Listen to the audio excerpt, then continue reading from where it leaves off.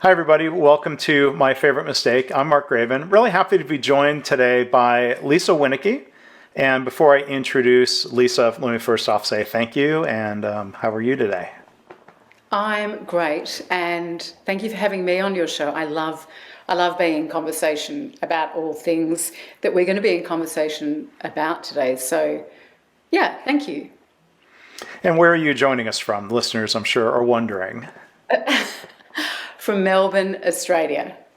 So I'm in So your future, Mark.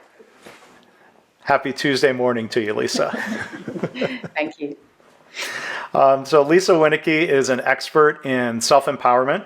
She knows all about leadership and growth and love, and she helps people become the most trusted person in their clients or their companies or their families' lives. Her website is lisawinneke.com. I'll make sure that there is a link to that in the show notes.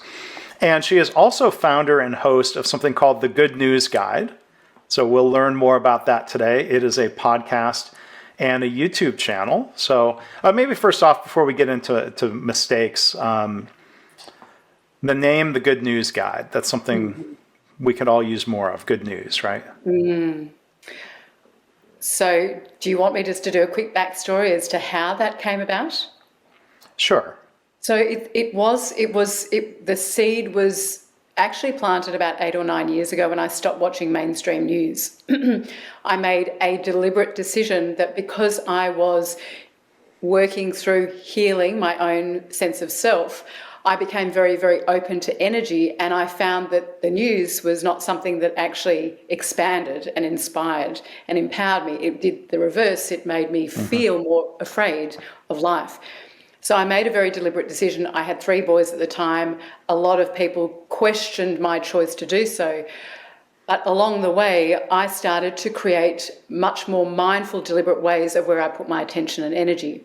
And so start of last year, before we even really knew about COVID, I went and did an intuitive 1-week training, and something that dropped in during this training was the seed that I'd planted 8 or 9 years ago. And I thought, why can't somebody create news that leaves us more expanded, that provides information that opens our minds to things that we may not be aware of?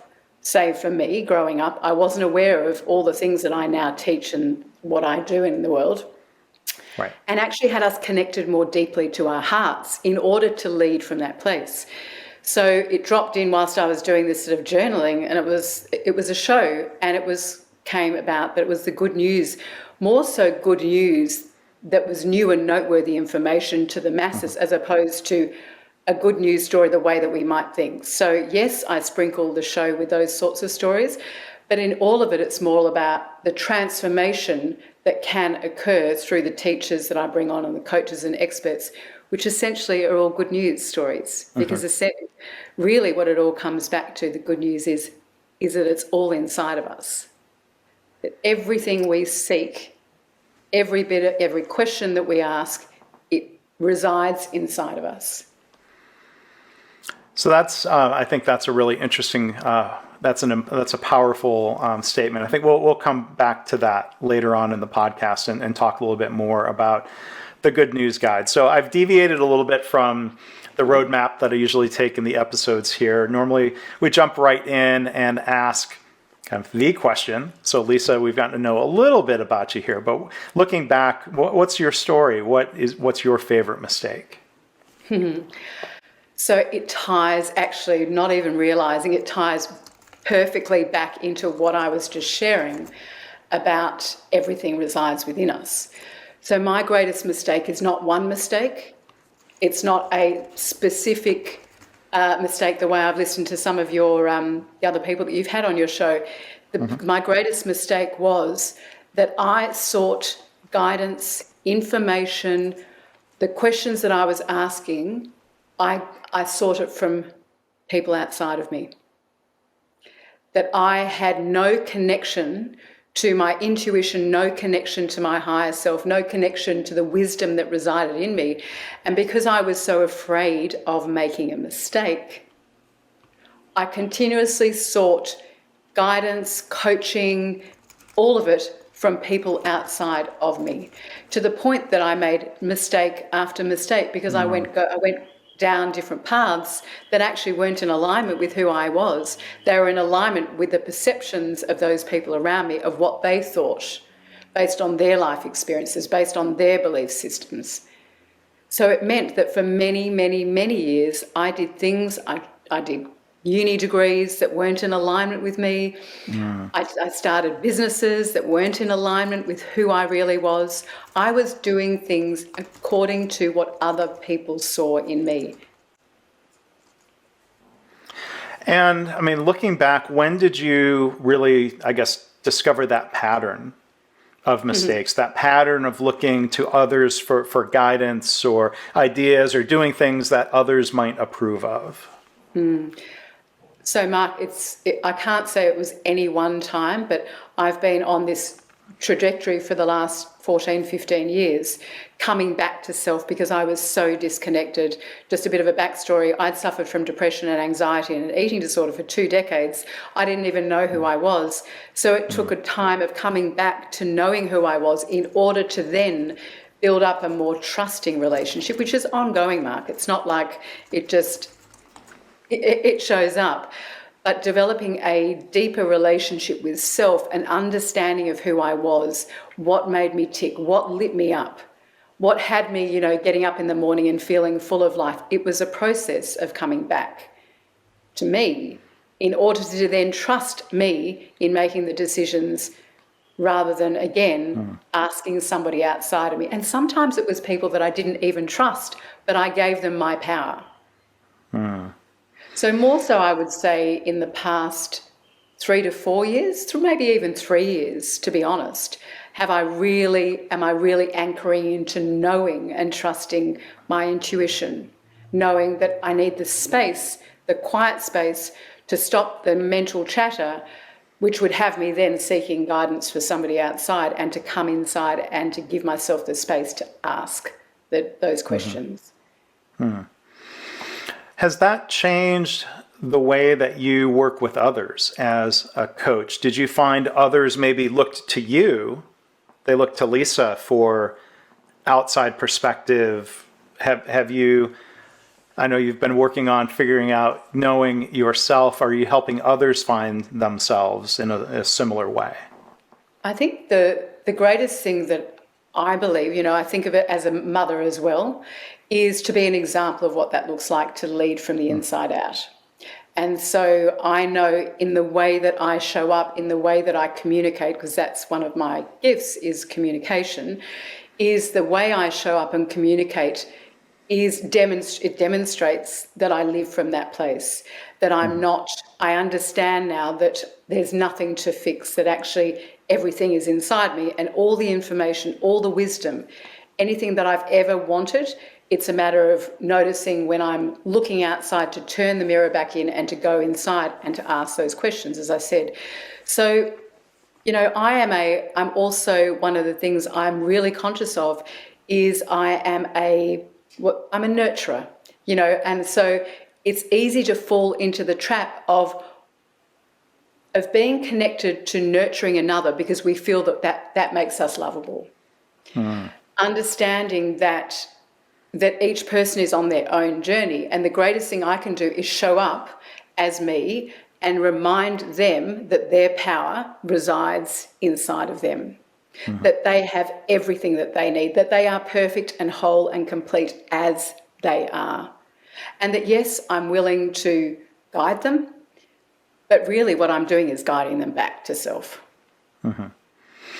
And this idea of, what we're looking for, whether that's personally or professionally, the same idea as you've articulated, it resides within us. That applies sort of equally across different aspects of life. Everything. And, it's so interesting, Mark, because, I feel like I'm deepening again this relationship with self. I'm being called to go in and give myself everything I need rather than receive it from the external world, whether it's validation, that's something that I've been addicted to, needing to be validated. So understanding that I need to validate me more, that I need to celebrate me more. And in doing that, yes, it's an added bonus if somebody does that or responds or engages in what I'm offering, but ultimately I'm being called to deepen that relationship with self. Because when we're looking outside of us, it's because we feel we're coming from a place of lack, that we don't think that we have everything inside of us. So did that answer your question? Yeah. I think, and I'd like to go back a little bit. You were talking earlier about thinking that you had been afraid of making mistakes, and I think that's maybe an interesting thing to ask you to elaborate on.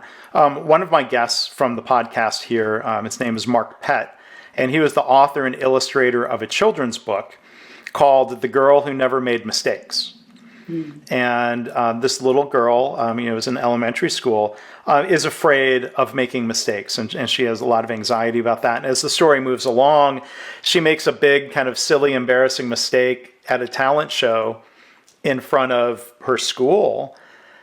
But she comes through that realizing, you know what, everyone still loves me. And, she made a mistake, and it wasn't the end of the world. So I encourage people to check out that episode, because I think it's powerful to explore. I mean, what's your perspective, Lisa, on thinking about being afraid of making mistakes? Well, there's a couple of things that just came through. But firstly, what's my take on, well, what I now know, even just talking through this word of mistakes, is that there was actually, if we look back, and I trust actually that I am exactly where I am, and I need to be, there was never actually a mistake. That was my perception of seeing it as a mistake. Okay. Because had I not have made those mistakes, I would not be the person that I am now. Some of the things, like if I go way, way, way back, the reason I was so afraid of making mistakes, again in inverted commas, was Sure. because I had a very tumultuous upbringing. When I was young, I was asked to leave two of the best private girls' schools in Melbourne at the age of 15 and 16. So I was so afraid of failure, because that was the thing I grew up being told, that I was a loser and I was a failure. So that was so imprinted in my being that I then did everything that I could to try to avoid making another mistake. But now sitting here, Mark, I do not regret for a moment, because they shaped me into being the person that I am. I have deep compassion for people that are rejected, potentially by society, which is what happened for me, deep passion. I have a value of forgiveness as a result of being wronged and, again, being rejected. I have such a deep value of forgiveness that people can have a second, 10th, 20th, 30th chance if they're willing to come back and own whatever it is, and to take responsibility for whatever part they played in the mistake or the failure. Right. So I may not have I think I have answered your question. So that's my take, is that really, really get it on a visceral level, that everything is always working for us. Even if we see it as a mistake at the time, there is a gift. If we can get the wisdom from these perceived mistakes, if we can take the wisdom and integrate it into who we are, that then becomes part of who we are. Yeah. As long as there's not the emotional ties to the mistake. And that's I think the thing that I've now spending more and more time in the past 4 or 5 years, is breaking the chains to the emotional addiction of these perceived mistakes.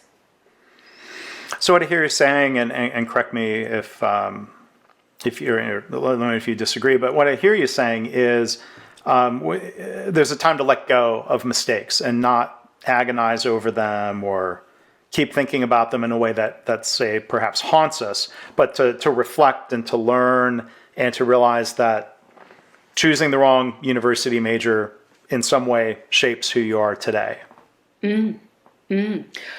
Because as our adult self, i.e. me sitting here as a 49-year-old woman, I can go back and I can see what was going on with deep compassion for the 15-year-old girl, that was making the unconscious choice to be rebellious, which would then lead to her being asked to leave school.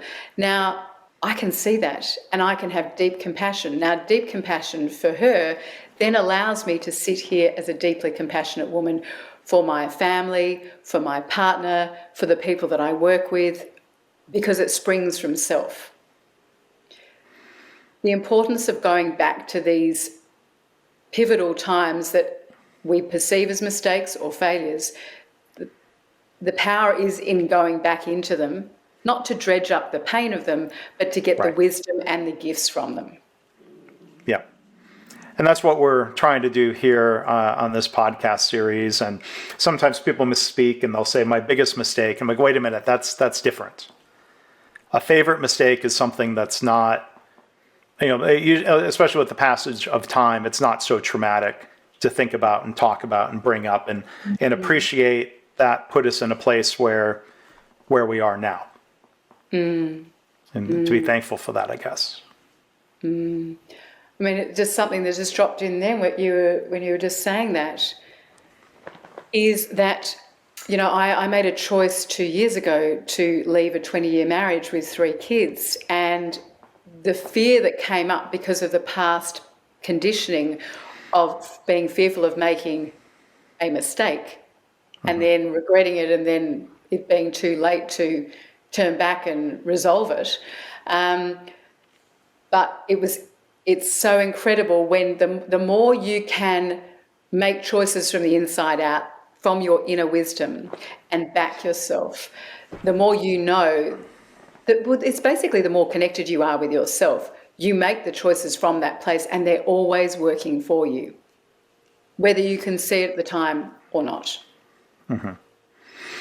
And so when you talk about, looking inside for the answer, I've had some other guests talk about intuition. You mentioned that word earlier. Could you maybe share a little bit more about getting in touch with your intuition and not being afraid to listen to that quote unquote gut feeling that says, I should do this or I should not do this. And we second guess ourselves. How do you get more in touch with intuition? Practice. Simply, that's it's cultivating, because we're born intuitive beings. We're not born with our thoughts and our feelings. We're born into this world highly connected to our intuition. And intuition isn't just for me and not for you. It is available to all of us, but it's coming back to self first and then practicing cultivating our intuitive muscle. And so when I did this intuitive training a few years ago, what I really got is that when we're in our thoughts and our feelings, in our senses, we're very narrowed in our vision. How do we get beyond our thoughts and senses? How do we do that? Well, we need to get back into the way that I do it is to come back into like a childlike state, being in awe of and wonder and stepping into a greater space, because kids are so connected, where I'm beyond my thoughts and feelings, and then I might pose myself a question and then check in. But if I'm not in a state of childlike wonder, then I'm in my adult self looking through my past lens, my past beliefs, which are my current beliefs, my thoughts, my feelings, which all have us anchored to the past. So we have to get beyond our thoughts and feelings to actually be able to listen. And for me, listening is, I don't see visions. I mean, I sometimes do, but mine is very in my body. Like I now know that I get my answers. Some people take time to get their answers. They ask a question and it'll come through. For me, it's instant. I ask a yes, no question. And because of the way I'm designed, I don't know if you've done any work in human design, but my human design is that I have an instant a yes, no, and my body responds to that. So now I'm cultivating a deeper trust. And in fact, I would say more often than not, I do trust that. Yeah. Because I practiced on small things. It wasn't like the major decisions, it was the small. Right. It might be, and it's a yes and no question. It's, do I want to have tacos for dinner? Say. Yeah. I don't know. I just pulled that because that's something somebody said. And straight away it's like, I know it's a no. Actually, it's a really interesting topic, Mark, because I have built the Good News Guide using intuition, using a So what do you creative mean? process. Sorry, what were you going to say? No, I was just asking you to tell us more about that, and I made the mistake of cutting you off inadvertently. No, Sorry. no, no, no, no. So what I discovered in this intuitive training is that when we have a vision for our future, normally we're operating from the orientation of I am here and my vision is in the future. When we're operating from here, looking at the future of a vision, we're still coming through, we're still coming up with our how to get there, which is based on our past and our current thoughts and feelings. There's no intuition at play because we're looking towards it, working out how we're going to get there. When we step into the vision, so for me, it was creating a show that would help raise the frequency of the planet, the consciousness of the planet. Now, from where I am sitting to the fact I had no show, no podcast, no nothing, it's a big leap. And a lot of people, that stops them from taking the steps because it just feels too far away. With your intuitive process, you step into the vision, which I do every single day, and feel what it's going to feel like when I have that show. What are the types of people that I'm going to be in contact with, that I'm going to be in conversation with? How are people going to be transformed and affected and influenced and inspired by the conversations? How are they going to feel as a result of tuning in to the conversations? And then I look back at the current reality, basically where I am now, and intuitively ask, what's the next step that led me from where I was one step closer to my vision, beyond my thoughts and feelings. And the thing with it, the intuitive process, is often it doesn't make sense. For example, doubt's been something that shows up a lot for me.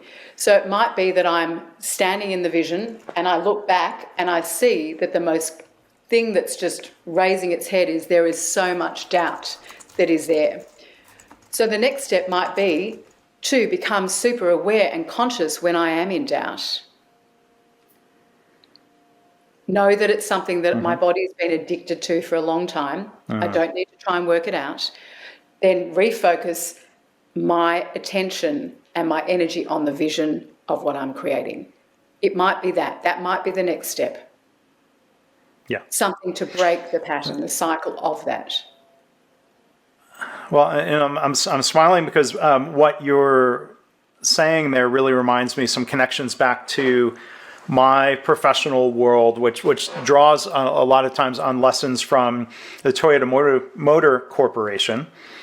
And there's a thought process when it comes to problem solving that's often referred to as Toyota Kata, K-A-T-A, which is a Japanese word that basically means routine or pattern. And the problem solving process that's taught there is similar to what you were saying. We don't need to have the big answer right now, but we can define, they'll use the word challenge. Where are we trying to reach? Then kind of frame what's the next small experiment, the next small step that we could take. And the way you're explaining it, we could kind of, I could see the connection to trying to look backward of, well, what experiment, what thing would we have to try next? We don't know the answers, but we can figure it out in this sort of iterative, experimental sort of way. So I think it's interesting. I hear you articulating. I don't feel like I'm articulating it well, but I hear you saying something that's familiar to me coming from a different place. I think the key thing is what you talked about. It's where you're standing. Are you standing in the vision of, let's say, what you're sharing is there is a challenge that comes up. If you're standing in the vision, the end result of this challenge being resolved, and then you look back at the current reality of the challenge, that's where where intuition gives rise to that next step, that next experiment. And it's a micro step. It's taking you one step closer to resolving the challenge, or for me, one step closer to creating, not to creating, but to living the vision of what I have in my mind and my heart.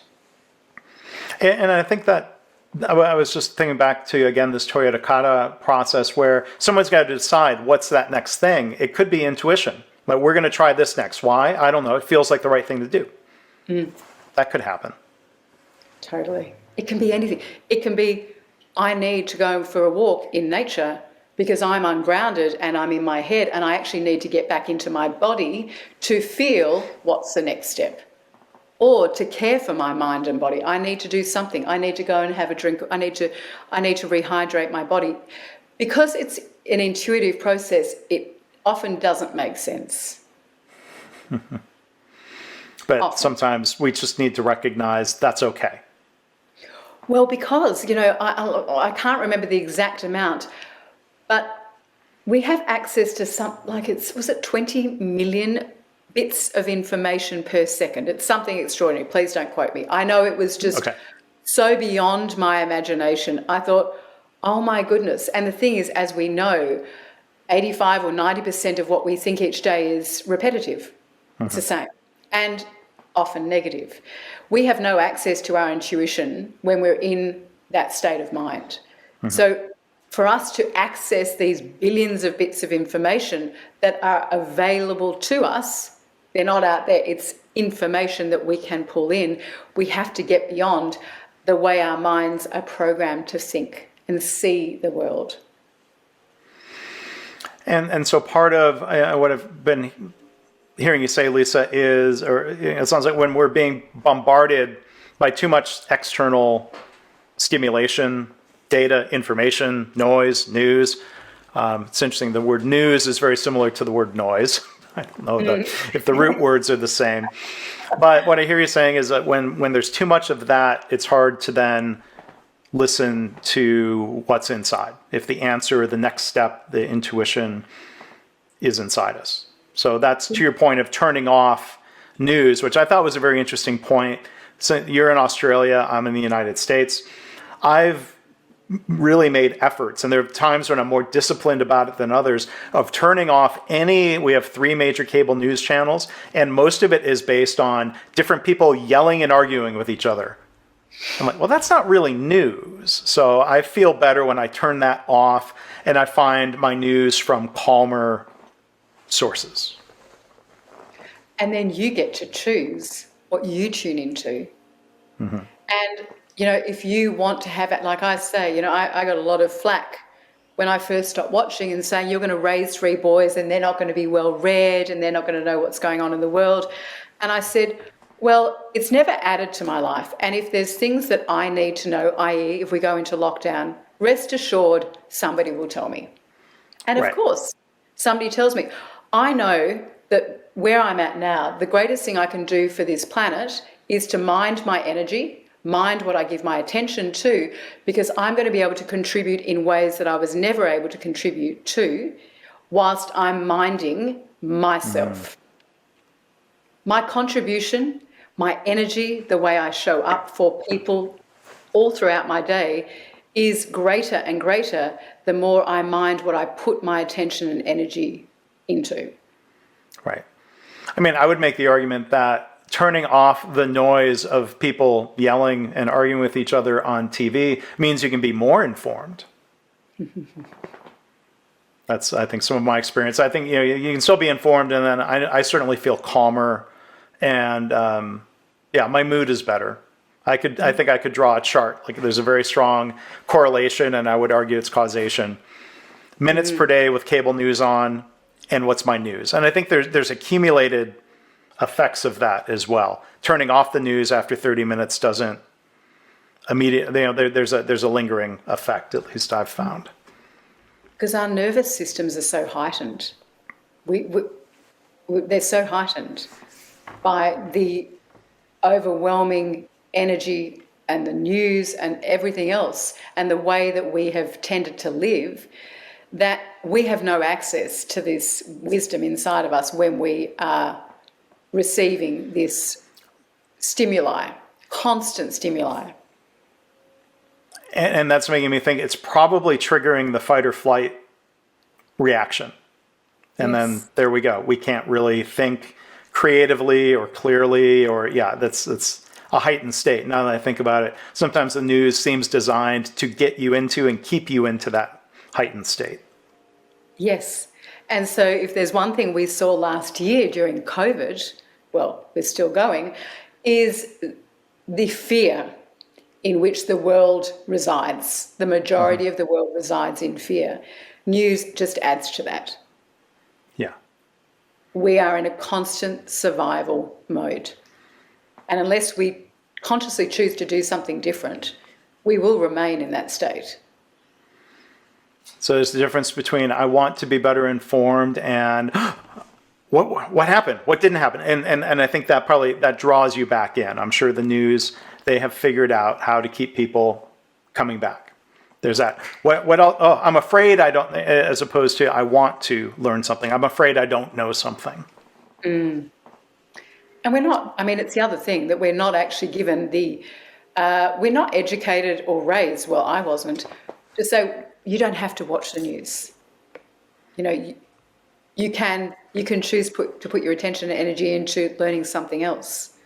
You can contribute to the world in a way that is far greater when you make choices from the inside out. My inner being knew that the news was not right for me. Yeah. And then you listened. It took a while, it sounds like, for you to listen to that. Yeah, because I had to come back to self. You know, when we're disconnected, when our attention and energy is on the external world, which is the way we're raised, because we want to be connected, we want to be loved, we want to be seen. So from the moment we come into our bodies, we are looking externally for that, for love, for approval, for belonging. And so it's only when you have whatever it is that leads you back to understanding that it's actually not outside of you, that everything again resides in you, that you start to rebuild or remember who you are. And remember that there is a voice inside of you that's always guiding you in the greatest direction for you. And if it's guiding you in your greatest direction, it's also doing that for those around you. It's not like it's great for me and it's not great for my kids. If it's great for me, it's great for everyone that I'm in contact with and the planet. Yeah. Well, I think, and everybody you're reaching here today through my little podcast. So I appreciate you sharing all of that with us. Before we wrap up here, and again, our guest has been Lisa Winneke. You can learn more about everything she has to offer at lisawinneke.com. There is, again, the podcast and the YouTube channel, The Good News Guide. And then one other thing, Lisa, I wanted to ask you to share a little bit. You have a new membership program. If you can tell us about that. So something that when I created the Good News Guide, I invited people on my show that are people generally that I've worked with myself. So I wanted to create a trusted container or platform where if I was sharing somebody and advocating for somebody, it was because I knew their work and I knew them to be in integrity with who I am. Having spent 15 years seeking who I believe were the best teachers, the best coaches, the best experts. So a lot of these people that I have brought onto the show are now inside my membership, and they run experiential masterclasses twice a month, as well as we've got wellness classes, which might include yoga, guided meditations, sound baths, qigong, breath work. There's a whole host of those experiences. So people get to have first-hand experience with some of who I consider the best of the best in the world. And then there's a whole host of other things. I offer sort of gifts and I offer discounts on all of their programs because I'm advocating and endorsing these programs from my own experience. So I do believe I've created a trusted container where everyone inside that resonates with who I am, and therefore I'm really, I'm very deliberately sharing these people and plugging them in to our communities so that they can, if they have things like challenges in love, in their intimate relationships, I have an expert in that space that I've worked with myself. If there's somebody that's really struggling and challenged as a parent, I have my own conscious parenting expert who I believe is one of the best in the world, if not the best. She's extraordinary. She's inside the membership. So it gives people a chance to have a taste of what's available and to see what resonates, to try it on for size, and then if they choose to, then they can go and opt in and work with them. All right, well, thank you. And people can learn more, again, at your website, lisawinneke.com. Yep. Fantastic. All right. One final question, and I think I will leave this just in the YouTube because I want to ask a question. The portrait that is behind you, and people who are watching the conversation have seen that. I was wondering if you could tell us a little bit about that piece and what it means to you. I like to ask people, when you choose to put something in your room, there's a meaning and an importance to it. I might get emotional, but you're okay with that? Maybe I won't now that I've named it. I bought her, and I say her, maybe 5 or 6 years ago. And she was, when I was married, she was in a room that I wrote my book in. She was in a room that I saw clients in because I'm a qualified kinesiologist. I used to see clients in that room. She has been, and then she was in the room. I moved into this room when I separated from my husband when we were still living in the same house. And I ended up, I stopped seeing clients. I'd written my book and I moved all the furniture to the sides of the room. And I used that room every single morning for maybe an hour and a half. And I moved and I danced and I moved the grief and the sadness and guilt through my body in making the choice to separate. She has seen me in all forms. She's seen me at my greatest. She's seen me on the ground crying. She has been with me. And now it just, I didn't even, so when I moved into this house and I put her on the wall, I never knew that I was going to be hosting this show. And so this is where I sit for my conversations, and she is beside me, behind me, around me, and she's just, you can't see her whole face, but her eyes are just, she just sees me. Well, that's beautiful. And so if people watch the Good News Guide, they will see you, and they will see the woman who is there overseeing you. And Thank you for asking.